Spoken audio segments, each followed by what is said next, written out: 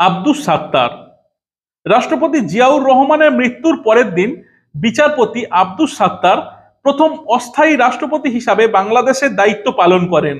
এরপর ওই বৎসর অর্থাৎ 1981 সালের 15ই নভেম্বর সমগ্র দেশব্যাপী অনুষ্ঠিত প্রেসিডেন্ট নির্বাচনের এক গণভোটে 66% ভোট পেয়ে তিনি পুনরায় বাংলাদেশের রাষ্ট্রপতি হিসাবে নির্বাচিত হন।